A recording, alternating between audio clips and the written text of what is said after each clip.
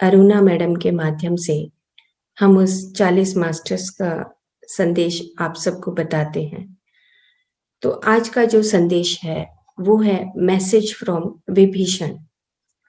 14 मार्च 1994 को रात को 11 बजे अरुणा मैडम के माध्यम से, चैनलिंग के माध्यम से विभीषण ने जो मैसेज दिया उसको आज आप सबके सामने बताते हैं।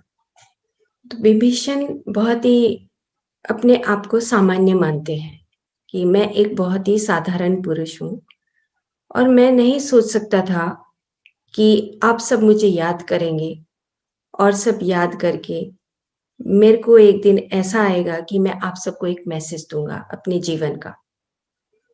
तो उन्होंने बताया कि मैं रावण का भाई हूँ और एक दिन मैं आप सबसे मिलने वाला हूँ, मैं ये सोच नहीं सकता था। लेकिन अरुणा मैडम के माध्यम से मैं आपको कुछ संदेश देना चाहता हूँ। तो सेकंड पैराग्राफ में ही इन्होंने बताया कि मेरे जीवन का जो मैसेज है वो आप सब ध्यान से सुनिए। उन्होंने कहा कि learn to upgrade yourself spiritually when everything around you is falling, shattering into pieces, getting destroyed, and when people have no faith in each other. जब हम अपने चारों तरफ इस तरह की समस्याओं से जूझते हैं, चारों तरफ लोग जब अपने आप में एक दूसरे के साथ विश्वास खो देते हैं, तो उस वक्त आपको अपने आप को अपग्रेड करना चाहिए उस आध्यात्मिक स्तर पर। तो वैसे अगर हम सामान्य देखें तो हम वैसी ही बातें करने लगते हैं जैसे हम चारों तरफ जो भी समाज की समस्याओं को देखते हैं उसी तरह की बातें करने लगते हैं।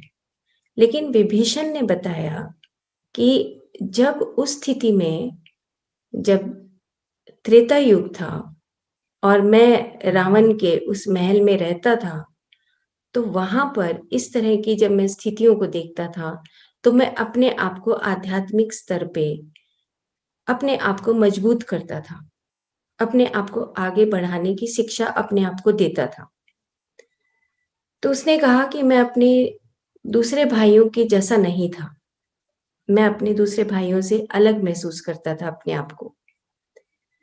और मेरा चैलेंज क्या था?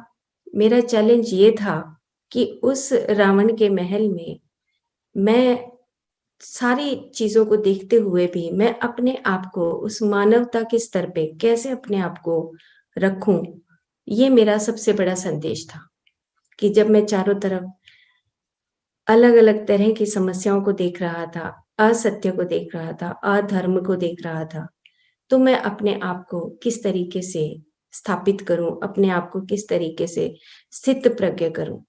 तो लास्ट में इन्होंने ये बताया कि मैं उस 7वें शरीर में प्रवेश कर गया था, भले ही आप सब मेरे को वो सामान्य मनुष्य मानते हैं। क्यों वो 7वें शरीर में प्रवेश कर गए थे, निर्वाण की स्थिति क्यों उनको प्राप्त हुई? क्योंकि उन्होंने चारों तरफ की समस्याओं को देखते हुए भी अपने उस आध्यात्मिक स्तर को नहीं छोड़ा था। हम आम तौर पे मानते हैं कि भगवान राम हैं, हनुमान जी हैं, लेकिन विभीषण के बारे में ये नहीं पता था कि उनको भी निर्वाण की प्राप्ति हुई। तो उन्होंने बताया कि हमेशा जब चारों तरफ समस्याएं होती हैं तो अपने आध्यात्मिक स्तर से कभी भी नीचे नहीं गिरना चाहिए। अब आगे वो बताते हैं कि मैं एक बहुत ही डिसिप्लिन्ड व्यक्ति था और ट्रू वैल्यूज का बहुत तगड़ा सपोर्टर था कि चाहे कुछ भी हो जाए, चाहे मेरे को कितना ही अपमान सहना पड़े, लेकिन मैं अपनी सच्चाई को कभी भी नहीं छोड़ूंगा। तो उन्होंने कहा कि मैं कोई ज़्यादा एम्बिशियस नहीं था, मेरे को कोई ज़्यादा ऐसा बड़ा बनने का कोई भाव नहीं था मेरे अंदर और मैं कभी भी जल्दी में नहीं रहता था। लेकिन मेरे चारों तरफ मेरे जो भाई थे, उनको एक जल्दी थी हर चीज़ में कि मैं जल्दी से जल्दी धन की प्राप्ति कर लूँ, जल्दी से जल्दी, और जो धन संपदा है उन चीज़ों की प्राप्ति कर लूँ। लेकिन मेरे अंदर ये भाव नहीं था, इसीलिए शायद मैं उस आध्यात्मिक स्तर को प्राप्त कर सका।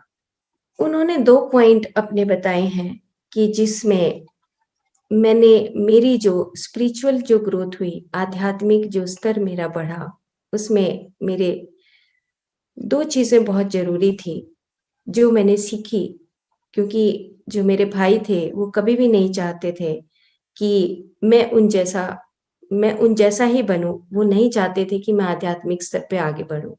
और मुझे बार-बार वो अपमान करते थे, लेकिन एक बार मेरे को अंदर से आता था कि मैं ये महल छोड़कर चला जाऊँ, लेकिन मैंने उस अपमान को सहा और उस अपमान को सहने के बाद मैं अपने भाई के उस महल में ही रहा और उस महल में रहते हुए ही मैंने अपने आप को सिक्लूडेड कर दिया, मतलब कि अकेलापन, निर्लिप्त भाव से मैं रहने लगा।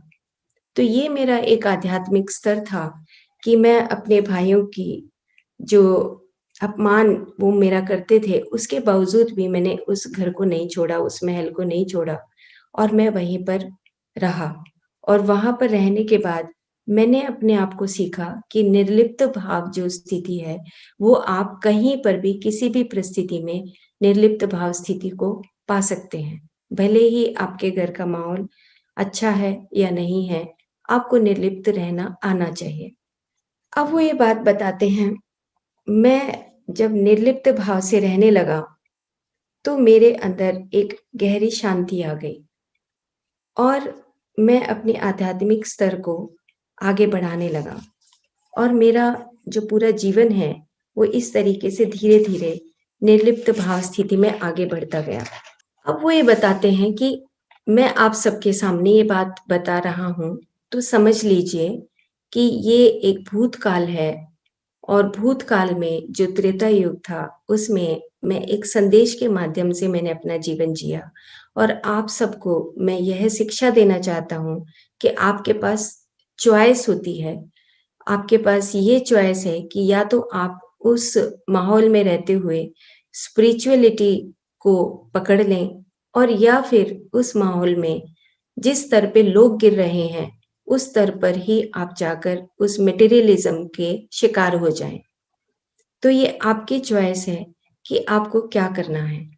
और उन्होंने कहा कि एक मटेरियलिज़्म ऐसा है कि और we shall all fall prey to materialism which is nothing but a bubble about to break any minute. वो बता रहे हैं कि पल भर में वो जो बबल होता है जैसे, तो वो फूट जाता है उस मटेरियलिज़्म का और फिर हमारे पास कुछ भी नहीं रहता, हम उसका शिकार हो जाते हैं, लेकिन हमारे पास कुछ भी नहीं बचता। तो ये बता रहे हैं कि इससे अच्छा है कि आप आध्यात्मिक स्तर को पकड़ें और उन परिस्थितियों में रहते हुए आध्यात्मिकता में आगे बढ़ें। तो अब उन्होंने अगले पैराग्राफ में जब वो समाप्त कर रहे हैं, तो बता रहे हैं कि आज की अगर इस वर्ल्ड की, इस संसार की जब स्थितियों को, क्राइसिस को जब देखते हैं, तो आपको फैसला खुद करना है कि मैं कौन से स्तर पर जाऊँ और कौन से स्तर पर जाकर अपने आप को एक अच्छे रास्ते पर, एक बेटरमेंट के रास्ते पर जाकर मैं दूसरे लोगों की किस तरीके से मदद करूँ। तो ये विभीषण का मैसेज था और लास्ट में उन्होंने कहा कि I was a commoner and today I am a master of seventh body consciousness in physical body. तो उन्होंने उस सेवंथ बॉडी कॉन्शियसनेस को उस भौतिक शरीर में रहते हुए प्राप्त किया था।